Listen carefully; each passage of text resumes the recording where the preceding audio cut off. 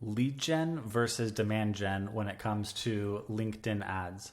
So the big difference is, and what the vast majority of companies do when they run LinkedIn ads, is they target their audience and they put a cold layer of ads in front of that audience with lead gen forms, which are a type of ad that shows up in the feed, and when clicked on, a form pops up to capture the information. And then what usually happens is either that's passed over to the sales team, who reaches out manually with email and or phone and tries to establish contact, tries to educate them, push them to an official meeting, and turn them into a paid client with lots of follow-ups. Or that email is put into a nurture campaign, the whatever they were promised, the checklist or the report is delivered, and then they receive a series of emails that hope to push them to a meeting. The main problem that I see with lead gen forms is that the quality of those leads is very weak, to the point that I would not put a member of my team, I wouldn't waste their time with chasing those down. I wouldn't consider that a warm lead. They haven't shown real intent to buy. They haven't been to our website, so they don't really have a good idea of who we are, what we stand for, what we offer. They wanted the content, they wanted the checklist, and maybe that's it. And so I wouldn't pass that off as a lead and have anyone waste their time on it. And that usually, if you are looking at if you're actually tracking the next part of that funnel of how many of those leads are showing up to calls and how many meaningful conversations is our team actually having with those, it's like 2 to 20. Maybe for every 20 leads, you have a couple of meaningful conversations with a qualified prospect.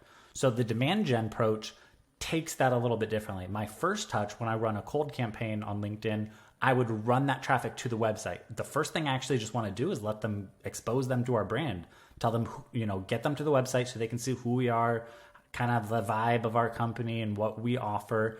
And it lets them see kind of more than just, this specific ad and offer or, a resource. It lets them get an idea for the overall feeling of your team. After that, after they visited your website, then I would retarget them, but not just with lead gen forms, although a lead gen form in the retargeting phase would produce much higher quality leads than in the cold phase. But instead, I would resist the urge to just go for the kill and for the lead gen form there, and I would put more content in front of them, knowing that they showed interest and now they have an idea of who we are, and I would seek to tell them who we are, what we stand for, what we're passionate about, who we serve, what working with us looks like, the typical results of our clients. I would share things that help paint us as the experts in our space, because that's what you want to do. And the idea with that kind of approach is that they then make a trip back to your website. They digest a little more, now having a little better idea of who you are, what you stand for. They browse a little deeper, and then they reach out to you in order to book the call. And when it happens this way, the show up rate to those booked appointments is way higher because they reached out and they know who you are. They show up to the call educated about who you are, what you offer, and kind of the ideology behind your company. So the close rates of those calls is also higher. So that's if you want to look for qualitative and quantitative measurements, what I would say is stop looking at cost per click, stop looking at cost per lead, move the goalpost and track actual booked meetings and then actual closed deals and actual size of closed deals.